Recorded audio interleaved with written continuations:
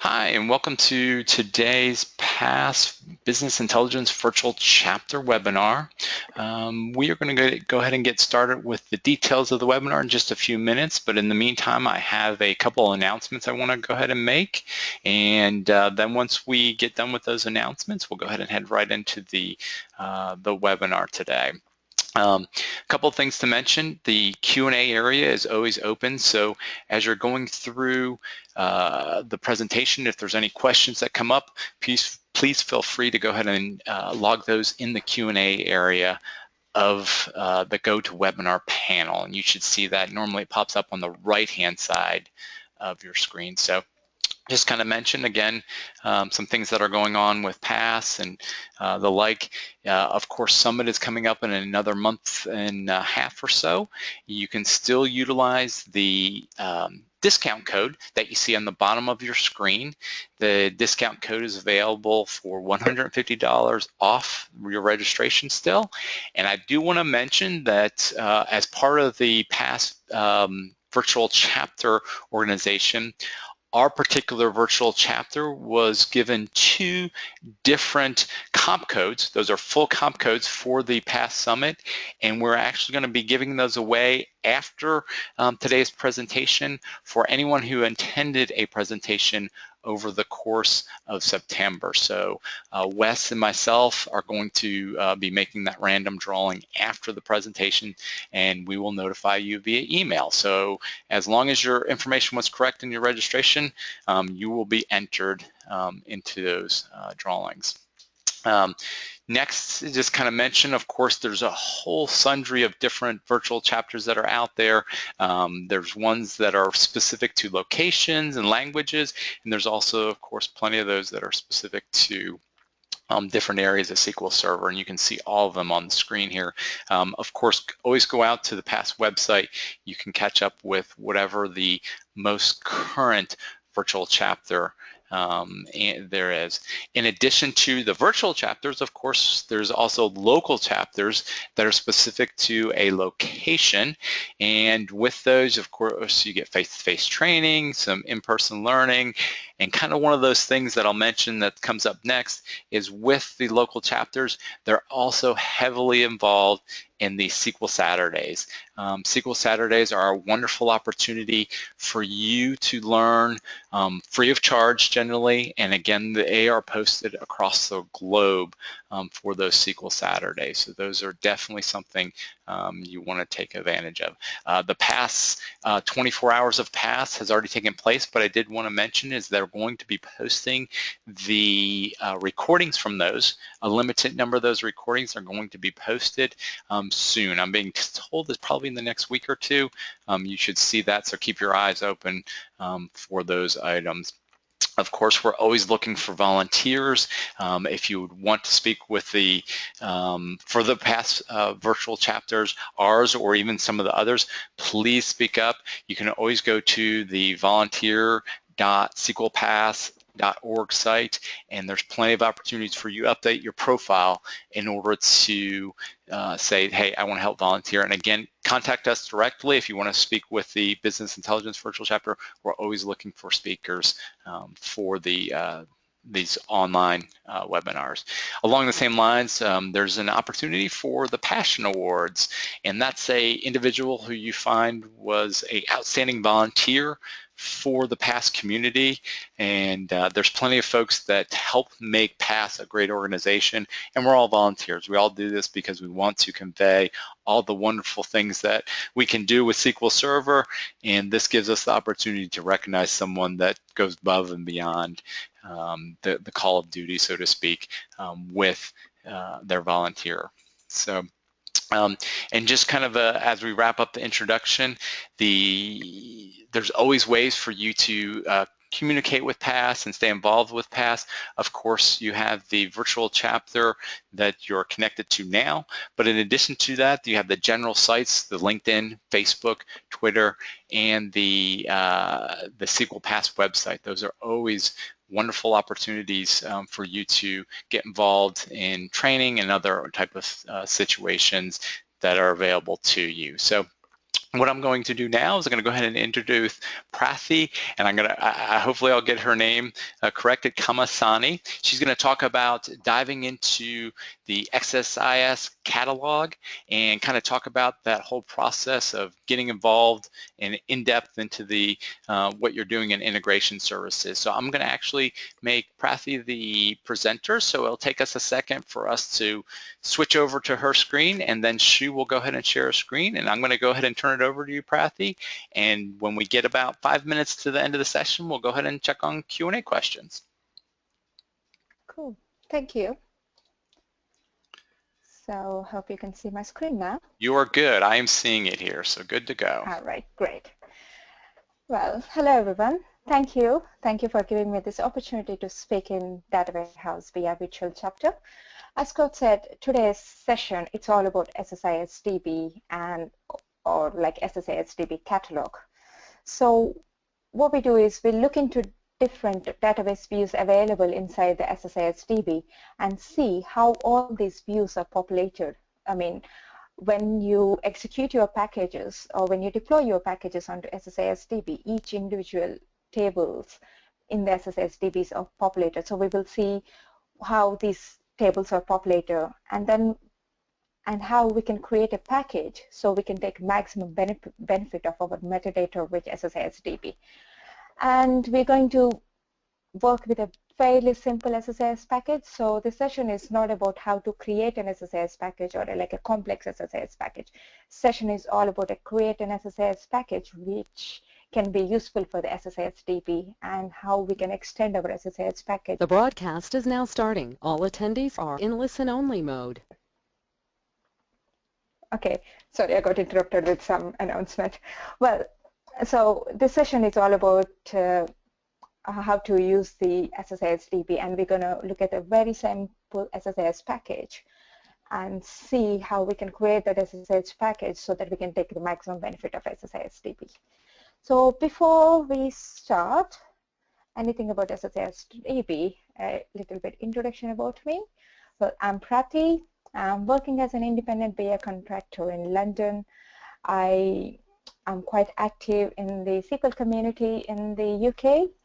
I also help to run the London PASS user group. If you're anywhere near the London, please do check out our local user group events, and you can find most of them on the meetup, or if you're on Twitter, you can find the tweets about the local user group. And I thought, as it is a webinar, so I thought it is good to put a face to the name. So that's me, and I'm one of those few women in the SQL community, and that's why I added a bit of pink to my slides. Hope you enjoy it. And then if you have any doubts, or if you want to be in touch, if you have any questions related to the presentation, you can always contact me. Those are my contact details. So let's look at the agenda. Well, this is a demo-focused session. There are very few slides. I don't want to bore you guys on the webinar with a lot of slides. So what we're going to do is we'll start with looking at what is SSISDB or what is SSIS Catalog and how to create one, and then we will see the properties of SSIS Catalog or properties of SSISDB Catalog, and we will see how to design our SSIS package, and then how to deploy our SSIS package, and then how to execute our SSIS package so that we can benefit from the SSISDB Catalog. And if we get enough time, I will show you a self-monitoring tool I designed by using the Power BI on SSISDB. If not, I will show you. I will anyway show you. But if we get time, I will show you how I designed it. Otherwise, I will just show you some example reports on the Power BI. So, what is SSISDB? Well, it is first introduced in the 2012, well, with the SQL Server 2012 release. It's not something very new, but when it was first introduced, few among of us were quite confused, or like many of questioned ourselves, like I didn't understand why Microsoft released a new deployment functionality, especially when we created our own framework and familiarized ourselves with the pain of the deployment. So, and there are few other who are excited about this release. It's not only for the release about the round edges of in the design, but there are a few people who are actually quite excited about the SSISDB and the SSISDB Catalog and the project deployment, and I was one of those. I was really excited when I saw the SSISDB Catalog for the first time.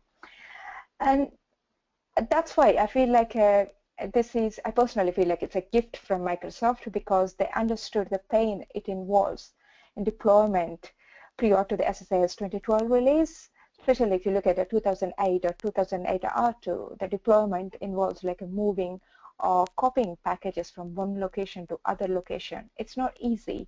And changing configurations, especially if you are using XML configurations, changing those XML configurations, copying them from one location to other location, it is really error prone. So basically, SSISDB puts all these moving parts together. And as MSDN says, it is a central point for all the deployed packages which deployed onto the server. And we can query this central point. As data professionals, we all love our databases, and SSISDB, it's nothing but another database or probably another very important database. So that's about the SSISDB. But if we look at a high-level view, what we can achieve by using SSISDB or SSISDB Catalog is we can easily deploy projects to the server.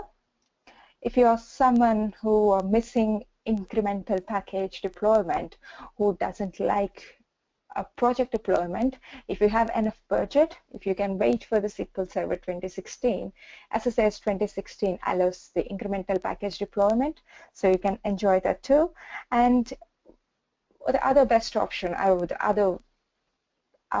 really like is environment variables in SSIS Catalog. So by using SSIS Catalog, we can use environment variables which we can use to configure our executions or configure our packages, and it's my favorite feature, and because it takes a lot of hassle away.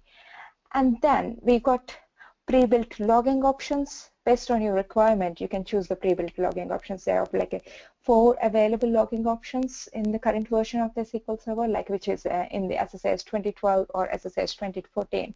But in the SSIS 2016, they're introducing custom logging and the runtime lineage logging level. So I'm really looking forward to the custom logging level because it gives us the flexibility to log the options or log the events only what I want. And we can execute packages by calling store procedures. There are different ways we can execute the packages when you deploy your packages to the SSISDB or when you deploy your projects to the SSISDB Catalog. But as a data professional, we love to deploy our packages by using store procedures. And if you are into PowerShell, you can use PowerShell. If you know how to write C# code, you can use the API and create some executables to execute the packages. And at the end, once the packages are deployed, once we executed package, we can use the pre-built SSIS catalog reports and monitor our packages. And we can see what current operations. There is another option for the active operations, which gives us the flexibility of looking at all the active operations in the SSISDB catalog.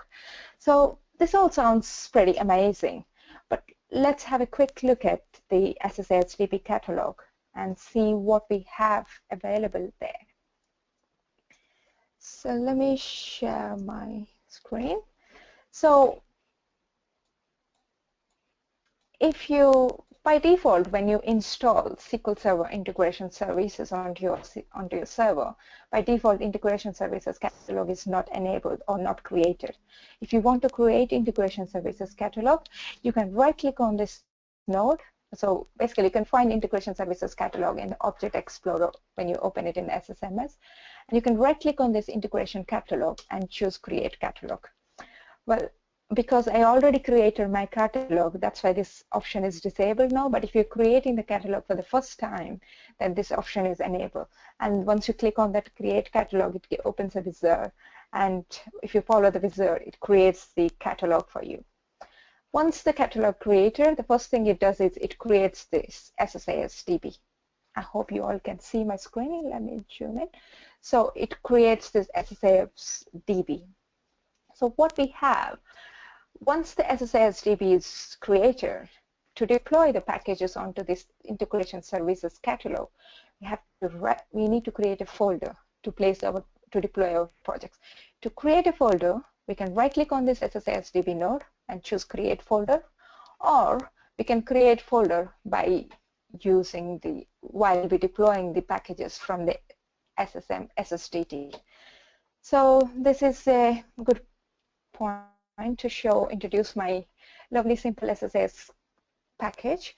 So this is the package which I'm going to use during this presentation. So what I've got here is I've got a solution which is SSISDB Catalog Webinar. Under this solution, I have a single package which is SSISDB Catalog DTSX. And in the package, in the control flow, I've got only one data flow task. And in the data flow task, what I've got is I've got a OLEDB source, which is bringing data from the AdventureWorks 2012 database. It's just a simple SQL command. And then I'm using a row sample transformation, which is sampling random 10 rows and putting those random 10 rows into a flat file destination, which creates CSV file. So what I'm doing here is choosing not to overwrite the file in the destination. So whenever I execute the package, it creates the CSV files in this folder. And there are other important bits in this configuration is I'm using a project parameter. So I'm using a project parameter called server name. And I'm using this project parameter in one of the connection strings. So let's look at the connection strings. So we have two connection strings. One is the OLEDB connection string and a flat file connection string. I've used an OLEDB connection string in the AdventureWorks DB source and the flat file connection string in the destination. Both these connection strings are using expressions. As you can see, they are highlighted with FX. So if you wanted to look at the expressions for the flat file connection, sorry, for the AdventureWorks connection, I'm using the server name.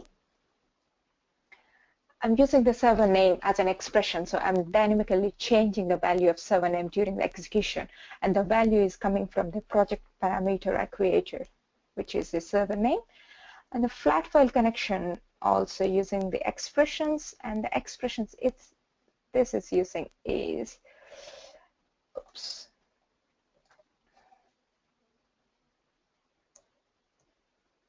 So this is using the connection string is used as an expression. So basically what I'm doing is I'm using the date and time. So whenever I execute the package, I will have a unique file in my destinations, which are over here. So that is my simple SSIS package. To deploy this package, we can, so as it is a project deployment, we can straight away go to the project, right click on the project, and choose the deploy. So when you choose this deploy, it gives you this nice integration services wizard, deployment wizard. So what we have here is it asks you the server name, wherever you wanted to deploy, and then the path. Well, I already deployed this solution before. That's why it's already chosen the path. But if you're deploying it for the first time, then you can choose the browse and you can create a folder under the SSISDB node. And when you choose to create a new folder, you can create a folder by clicking on this new folder option.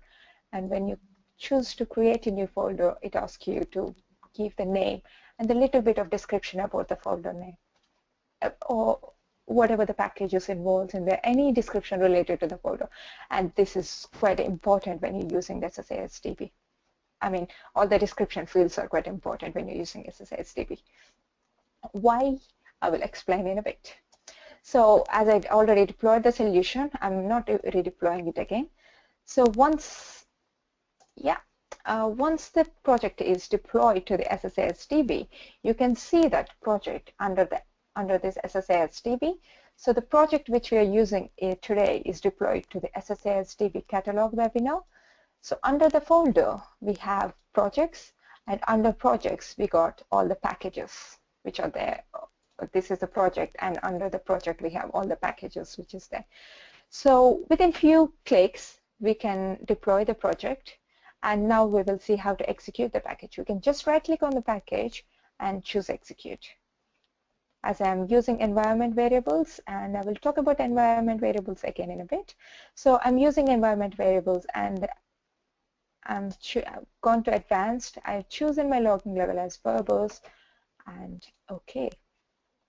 So once you click the OK, it gives you this option which will ask you to, do you want to see the overview of your report, overview report of your execution? If you choose as, it opens this lovely pre-built SSIS catalog reports.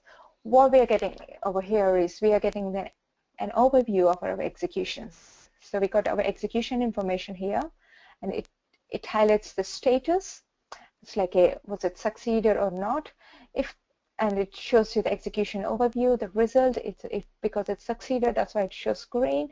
If there was any errors, it shows as red, and our warnings are highlighted as orange or a bit yellowish color. And you can see the duration, which took 2.671 seconds, and when was it started, when was it ended, who ran the package, what were the parameters we used in the packages. And if you wanted to see, you can see the in detail information related to the package. Like if you click on the view messages, we can see all the messages related to the execution. So that's it. With few mouse clicks, we deployed and executed the package. We can even see the execution process and some important facts related to this particular execution. So that all looks pretty cool and pretty interesting. But there are few people who complain about SSIS catalog, or it is fair to say there are developers who have SSIS 2012 or SSIS 2014 installed on their servers, but they don't deploy, they don't use project deployment, or they don't use the SSISDB catalog. Well, there is one case. There are a few fellows who doesn't want to use project deployment because of their business requirement or their use cases. Even though they can capable of using the project deployment, they still don't use the SSISDB catalog, because whenever I ask them, they say it's quite confusing, and or they say I can't find the information I'm looking for. There's a lot of information is there. Whenever I see the execution report, there's a lot of information which I don't need, or which I don't see the relevance related to my question. Or else, like, just look at the package we just executed. This is a very simple SSIS package. Just have one data flow task and a very simple transformation, and it's more like an import package than doing a proper ETL in there. And we executed this package by using verbose logging. And what we got under messages, we got 14-page report here, as you can see, 1/14. So this is amazing. Logging is great when you're debugging a package. Logging is great. But even though when you're debugging this package, if one single package can create a report for like a 14 pages report, just imagine if you have hundreds of packages, and if you're using parent-child design pattern, you have a parent package which is executing several child packages, and just imagine how many pages of messages you will get when you execute it in the verbose mode. And if you have errors, do you think it's a good way? We can't even find those error information straight away. Or else if you ignore the debugging a bit for some time, if you're a developer, or if you're a person who is maintaining your ETL packages, we always have schedules. Whenever we have ETL package, we love to schedule our packages so that the ETL process goes on. So as a person who maintains the packages, maybe every day you may want to see the detailed information related to the executions which happened today, or like it's something like whatever all the packages which executed today, or how many packages executed on this particular day with logging level verbose. Or you may wanted to see which packages executed on this, or which packages executed today with verbose logging level. So there are a lot of information, but we weren't able to see exactly the information we wanted to see. We got pre-built SSIS catalog reports, and we got some, if you wanted to look at the active operations, we have active operations. You can see all the active operations. And we got some other amazing reports, like if you wanted to see all the executions, you can click on all the executions by right-clicking on the SSISDB and choose reports and choose all executions. It gives this lovely report with all the executions, and it also gives all the failed packages. But I may wanted to see the only failed packages today. Obviously, we can filter it, but I may wanted to query it, because as far as I know, I can query it. And there are risks related to the executions. For example, if you're running all your hundreds of packages in verbose mode, all the information you capture retains in the SSISDB or SSISDB Catalog. So where is that information located? How we can access, how we can maintain this? Actually, what is behind all these reports? So to understand that, so let's slow down a bit, and we can see, we'll step back and see what happens when we create the SSIS catalog. So what happens when you create the SSIS catalog is, when you created a catalog, you right-clicked over on the integration services catalog and choosing the create catalog. So what it does is, the first thing it does, it enables a CLO on this instance, and then it asks you permission to, it gives an option to execute the catalog startup store procedure.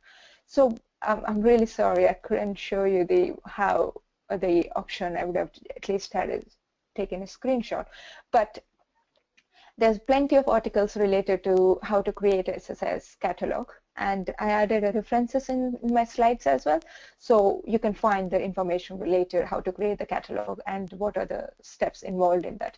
But there are a few important bits which I really wanted to cover. Is this, one of them is catalog startup store procedure, so which is available under the SSISDB, which I'll show you in a bit. So what this catalog startup procedure does is, this executes the catalog startup store procedure whenever if your server goes down. So this store procedure fixes the status of any packages they were running. So if server goes down while you're executing the package, so when you restart your instance, the first thing it does is it executes the packages and it fixes all the status related to those packages which were executed.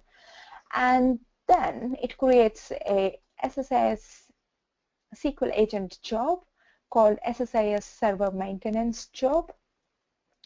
So what we have in this SSIS server maintenance job is, if we click on it, we can have a look. This description explains what it does. As the description says, it runs every day over the night at 12 a.m. in the night. And then what it does is it removes the operational records. So it removes the executions of operations based on your retention window. So that retention window is a really good property and very important property of your SSIS catalog DB. And we will, if you don't understand where the retention window is and how it's behaving on your SSIS catalog, we're going to have serious issues with our SSIS catalog. So before we look at the SSIS catalog properties, let's look at the steps inside this job. So what we have here is we have two jobs. The first job is it removes all the operation records based on your retention window, and the second job is it removes the project versions. So what we have in the SSIS catalog is, whenever you deploy your packages to the SSIS catalog, you can have the versions. So if you right click on your project, you can choose the versions. So it shows all the versions available on your server. So what we got is this version mechanism. It's not as any source safe. It is nothing related to the. I mean, it's obviously we have to use our own TFS or VSS, whatever it is. But this is what we got here is whenever you deploy the package, it creates a version of your package of your project in this SSISDB. How this can be useful is like, for example, you deployed a version onto your server, and when you executed the package, it failed. So instead of going back and speak to your developers and see what happened before, if it is a really important package, you can straight away revert back to a version you wanted to. So for example, you can just select this session, or this version, and choose the restore to selected version. So we can just restore the versions. So what this job, the step 2, what it does is based on your another SSIS catalog property, maximum versions, it removes all the executions which are not necessary. For example, if the maximum versions are 5, it retains the 5 versions of executions of your project deployment, and it removes all the rest of the executions. So let's see where all this is happening. Now, the other important bit what it does during the SSIS catalog during the creation of integration services catalog is it creates this lovely database called SSISDB. So I think this is the important step in the catalog creation. Why? Because this is the backbone of the integration services catalog UI. It is nothing but another SQL Server database, but we need to consider this more as a system database than considering it as any other regular database. We have to do all the maintenance tasks and everything as you usually do. So what we got here is this is the SSISDB database, which have several tables and views, and also stored procedures and functions. So the one important thing which we need to notify is by looking at the tables, you can see all the tables are prefixed with internal. So there are 2 schemas available under SSISDB, which are, one is internal schema and the next one is catalog schema. So internal schema, whatever tables, whatever objects are there under the internal schema, they are more like system tables. So it's better not to tamper with them. So whenever there is an update on the SQL Server, there is a possibility these tables may overwrite or may change, or anything can happen. So it is better not to do anything with those tables. Probably that's why there is not any, I couldn't find any information related to the tables which are under the internal schema.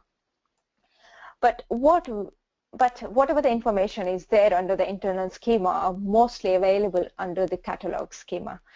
So before we look at the catalog schema, let's quickly have a look at the ERD, a database diagram I created based on the tables. So that you can quickly understand how the schema is there inside the database diagram. So this is the schema of SSISDB tables. So basically this is the kind of what I wanted to show you here is the relationship between the tables and the things. So this is basically, if you wanted to understand the tables, or if you wanted to understand the views, you need to understand the relationship between each view. So what we got here is we have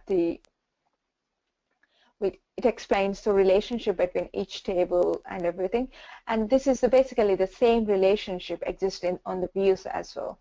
So you can use this as a starting point to understand the schema of your SSISDB.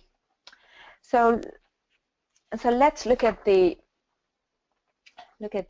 lovely views.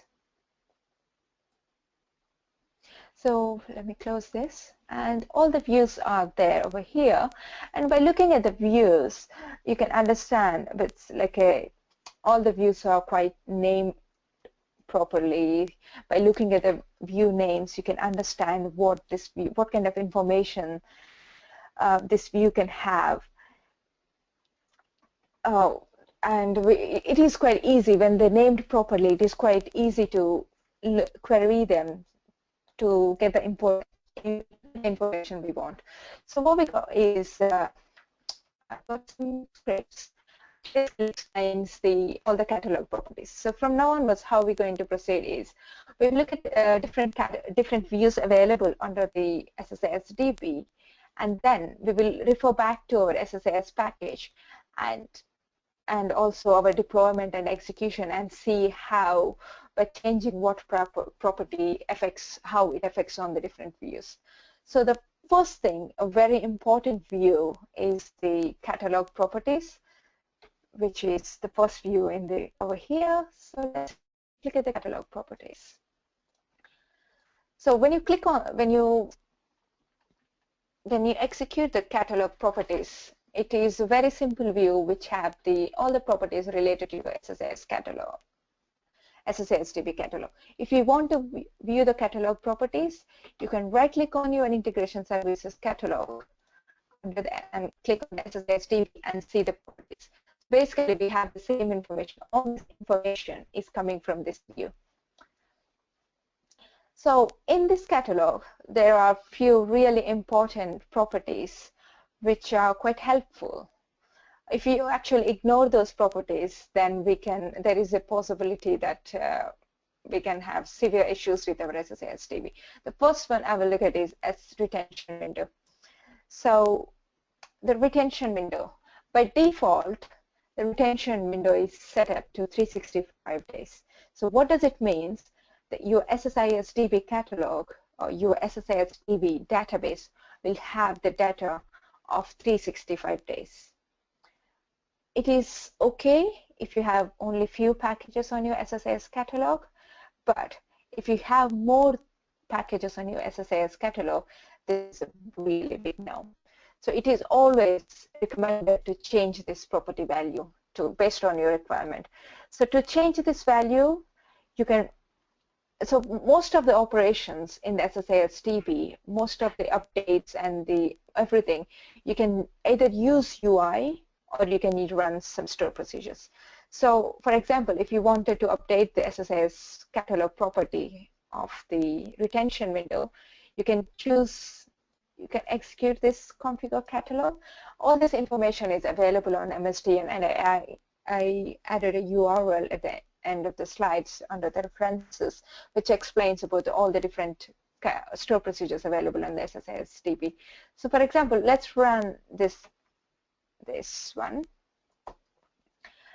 and see. So once we run this store procedure, if you rerun our catalog properties, as you can see, the retention window changed to 2.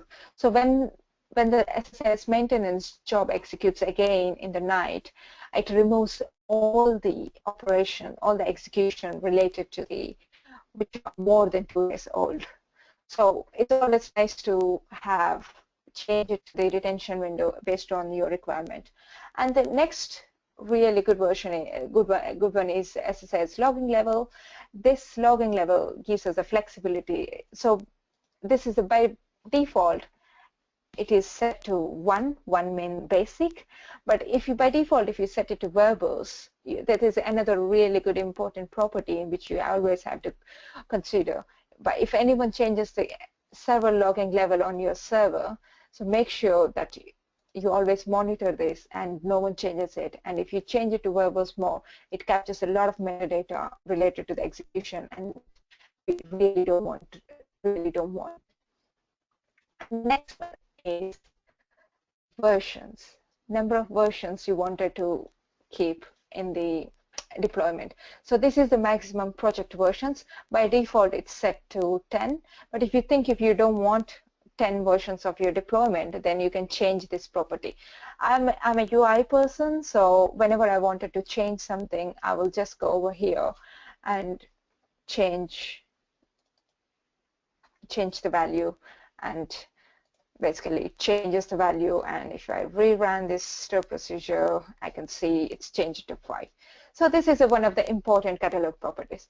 As we're considering the time, we're not going to look at all the views, but I'm going to cover the most of the all important views. So the next important view we have is the catalog folders. So what this, as the name says, what this view contains is, it contains all the information related to your folder. So let's execute that for catalog and see. So what we have here is, so this have the folder, whatever the folders which are available under the SSISDB, this have the information related to that folder. If you can right click on the folder under the SSIS Integration Services Catalog node and see the properties. You can basically see all this information over here. This data is coming from this table or this view. And we can see when was the folder created and who created it. So if you populate the description while you're creating your folder, so if you populate the description over here, that is populated, you can see the description over here. That means while you're creating your folder, if you populate the description, when you're looking your folders again, like if you wanted to create your own reporting tool, or if you want to query your folders and see what this folder actually contains, so this description field always comes handy. The next important view is the projects. So this view have all the projects which are deployed to the server. So if you look at here, this is lovely. This have all the projects which are deployed to the server. And again, while you're creating your package, if you right click on the properties, and there is, if you right click on the project of your Visual Studio package, you go to properties, there is this option called description. So if you populate this description, that description is available over here. But one thing which we have to consider is this is a probably unfinished version of the SSISDB catalog. We also have version comments. So by looking at the name, what we think is this version comments, if you populate the version comments, you will have this version comments will be available on the properties of your project versions. But for some reason, whatever you populate here, it is not deployed to the SSISDB. And there is a really interesting article by Julie which explains why this is not populated and everything. So what I do is whenever I first deploy the package onto the server, I populate this field by describing about the package or about the project. Or whenever I'm doing the redeployment, I will always populate this property mostly with the version comments. So for example, if you look at this, so this one, I choose an test to deploy to see the version comments. So what we have here is, if you just skip the packages for now, and if you click at this object versions, so all these are deployments of the SSISDB Catalog webinar project. And so far I've chosen default deployment description, default project description. But if you want to see your version comments under the description folder, so you have to edit your description every time you deploy it. It's completely up to you. If you wanted to see only the project description, then you can choose the project description. Or if you're interested in the version comments, then it is you have to edit that description again and again when you deploy it. And I personally prefer using this field as a version comments, because whenever I'm reverting back to the previous version of my package, so I can see what this version is. This is the version related, what kind of information this version has. So I can easily choose a version where I wanted to restore to. So that is about object versions. And another important view we have is catalog packages. As you can see, as the name says, this contains all the information related to your packages. So this is all the information related to our package, which have the package ID, the name of the package, and again the description of the package. So while you're designing your package,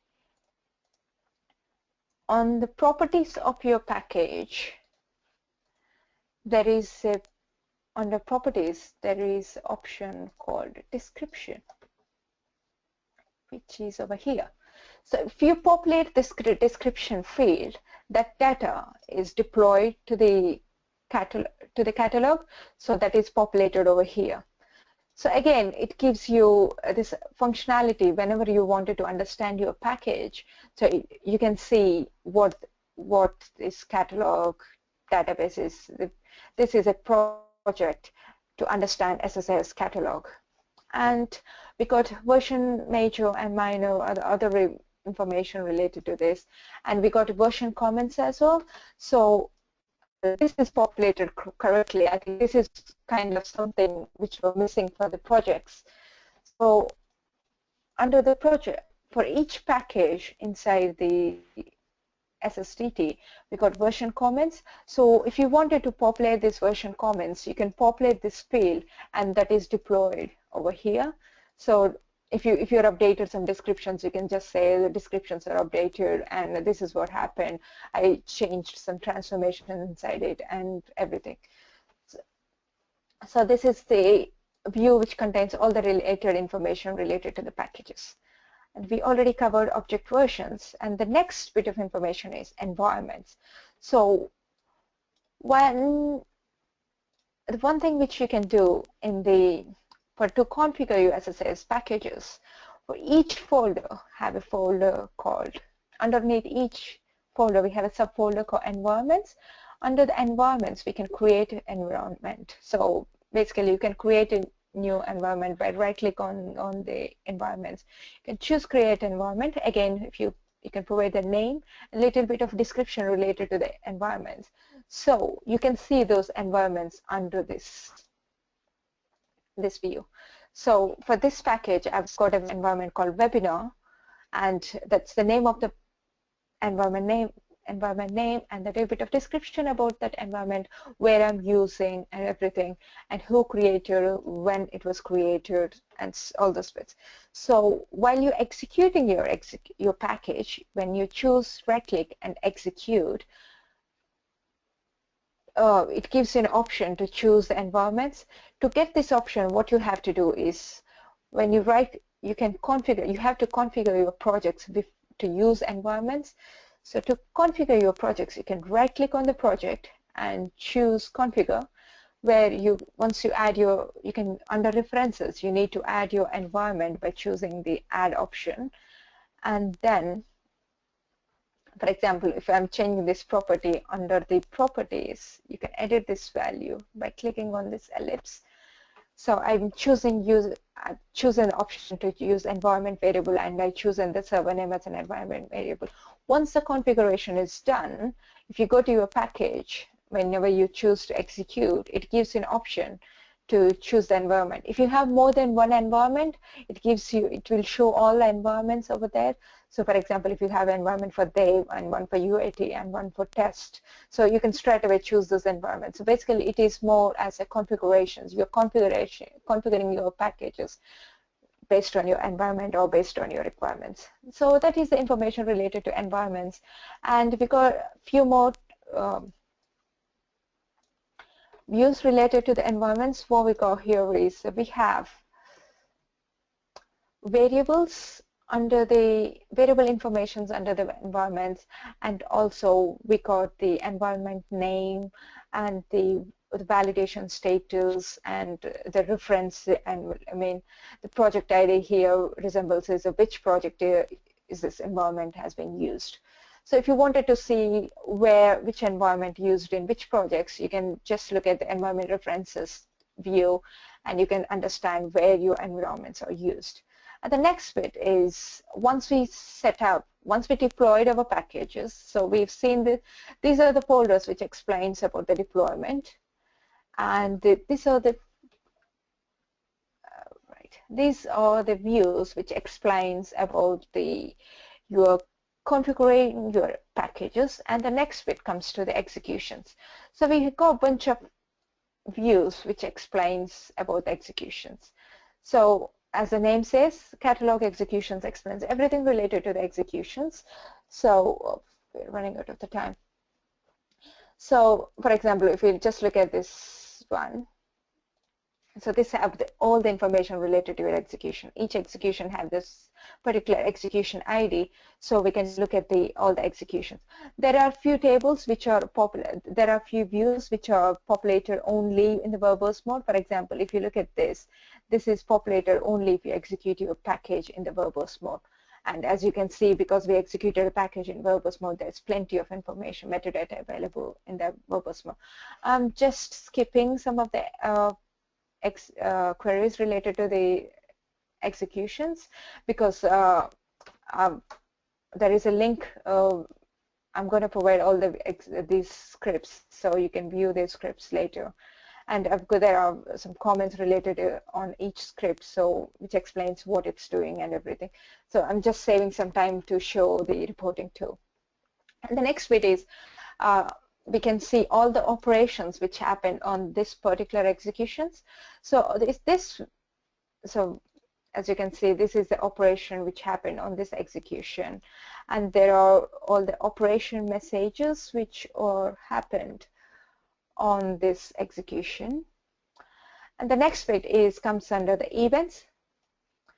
So by looking at the event messages and event messages context, we can look at the information related to your events which happened during the execution. Again, if you run, sorry, for some reason that's not running, but if you run, I have to use the CD. Right. So this happens only when you run your execution on the verbose mode. There's something wrong with that query. But if you look at the event messages,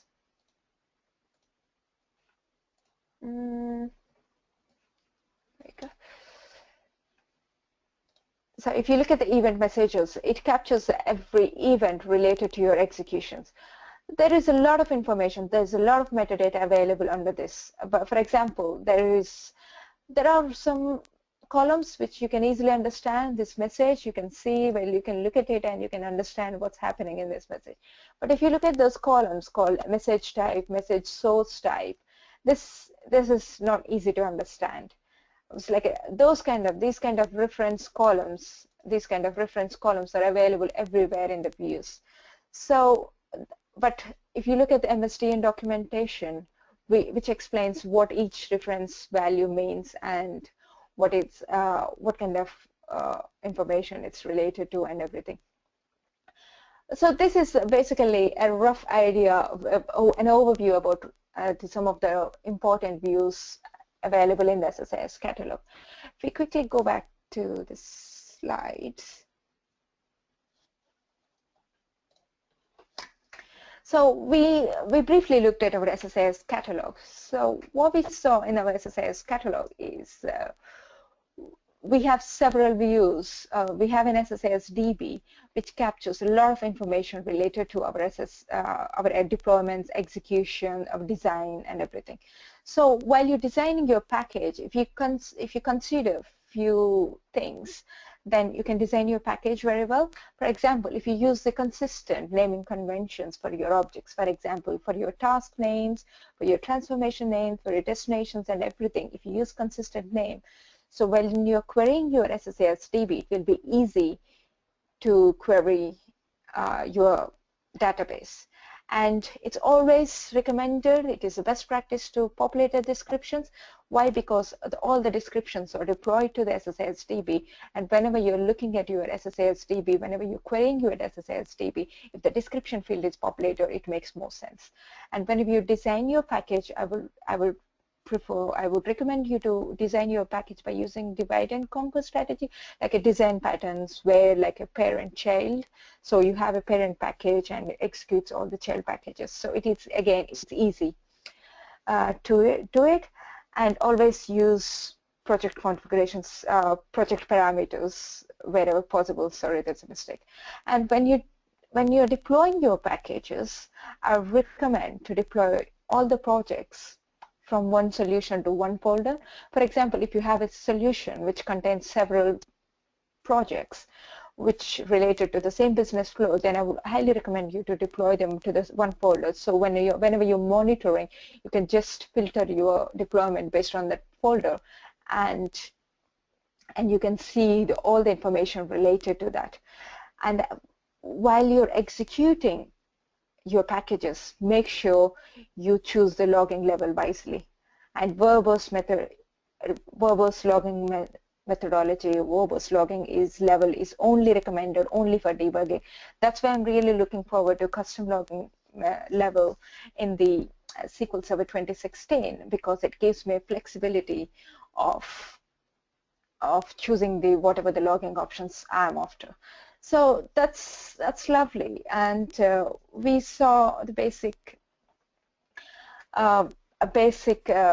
a package, and we deployed that into the SSISDB. And as I said, if we deploy our packages and everything perfectly, or may not be perfectly, if you follow the basic best practices, then you will be able to create your own reporting functionality.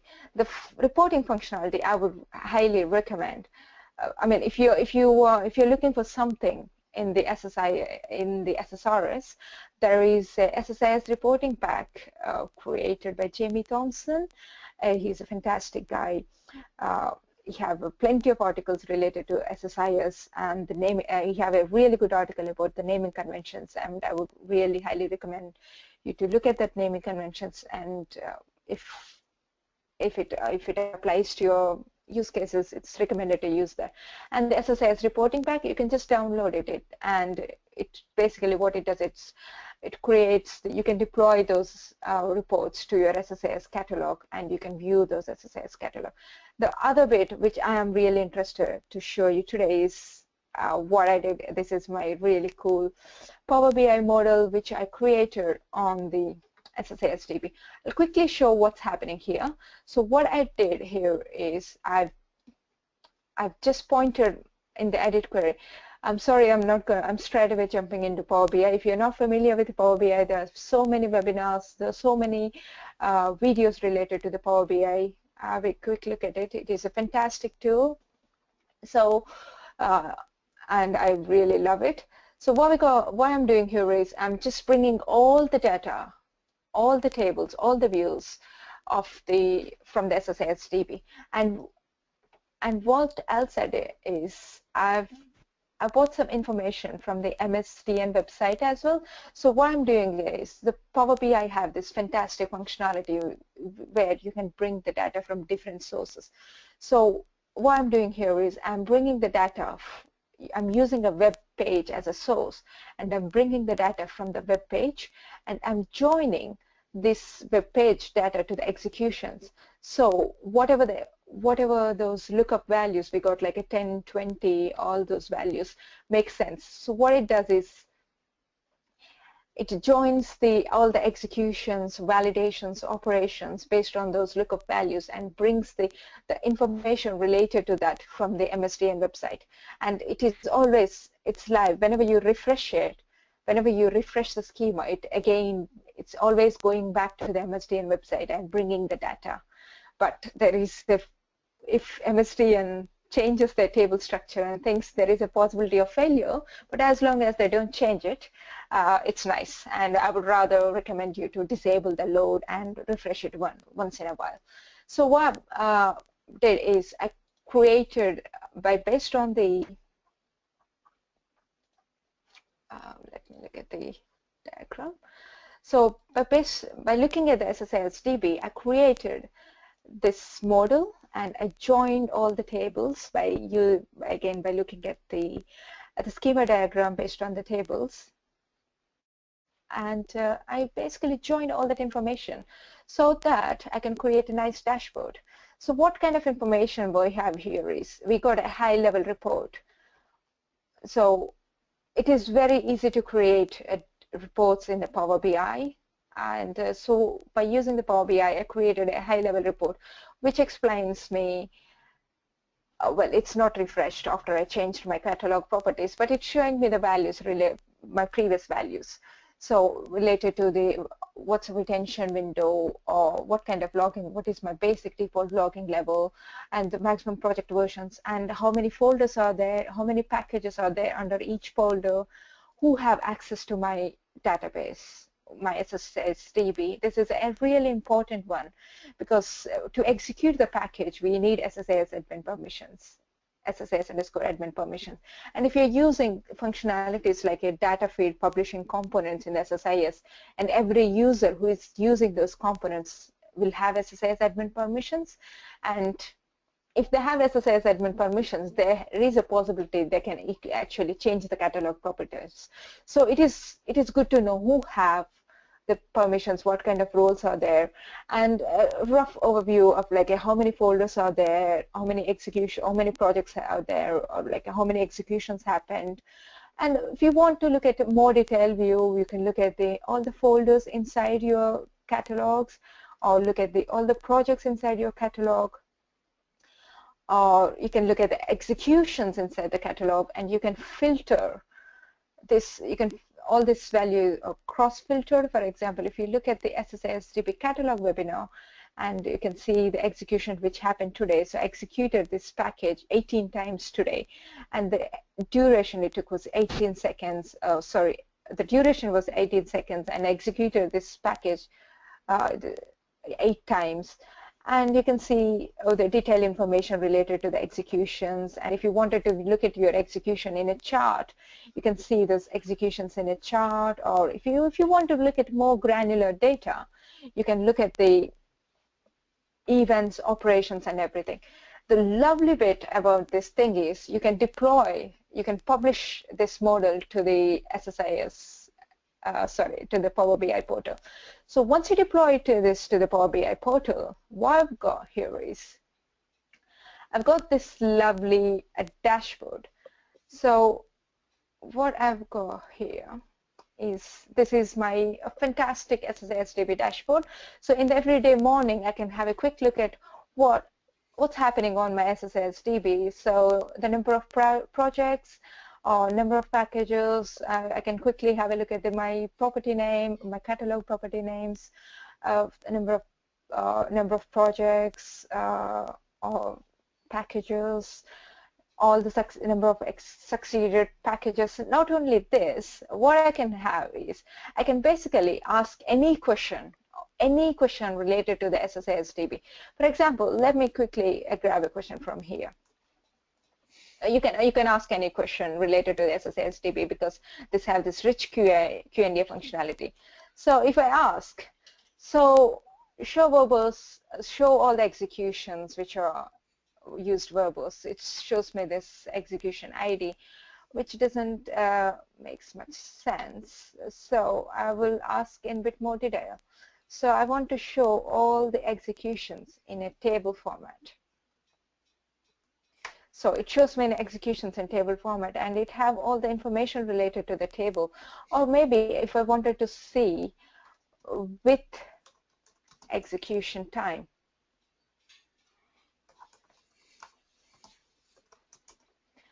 So it quickly, based on my internet connection, it quickly adds the, it doesn't show, let me grab this from here. Oh, I haven't included execution time. So you can basically add anything you want to. You can basically ask anything you want to, and you can just pin it to your dashboard. You can choose the dashboard wherever you wanted to pin it. If you go back to your dashboard, you can see it is available there, and you can view this dashboard in your mobile. And you can, by using the Power BI mobile applications, and you can create a notification. For example, if somebody changes your property on this particular report, you will get a notification. If somebody changes your logging level to 3, you will get a notification where, so in your mobile. So you will have that rich functionality related to the, if you have this your own reporting tool. That is another session to actually explain how to design that Power BI model. So, I'm sorry. I'm sorry, we're running out of the time, isn't it? Yeah, Prathy, I was I'm just going done. to mention that yeah, we're definitely running at the hour. So yeah, that is briefly about the SSISDB Catalog, a deep dive into SSISDB Catalog. So all the slides and demos are available at this URL, and there's a bit more information about me if you want to be in touch. Thank you, Scott, and I'm really sorry for That's okay. We've got lots of good information. Of course, if there's questions, feel free to post them in the Q&A section. We'll try to answer a few of them in the next few minutes if y'all want to post anything quickly in there. Let's take a look here, see if anything pops in. We've got a couple of thank yous and things like that. Let's see. There's one question. And I think you mentioned this about using multiple environments, and I know you showed that in a couple of the views, multiple environments. I'm actually not seeing any other questions pop up, so we will go ahead and conclude the session. Thank you so much, Prathy, for your presentation today. We're very appreciative of you taking the time to volunteer this particular session. And of course, feel free to visit Prathy's site that she listed there at the end for details about the scripts. I also mentioned, everyone always asks this, is this session being recorded? Yes, it is, and it'll be posted to the YouTube site. Usually takes a couple days. It's actually been much quicker as of late, but give it a couple days and we'll post it to the Business Intelligence Virtual Chapter YouTube channel. And also be on the lookout. We have some sessions hopefully scheduled for October that we're still in the tentative stages, but be on the lookout for some emails about some October sessions coming up next month. Thank you very much. Take care.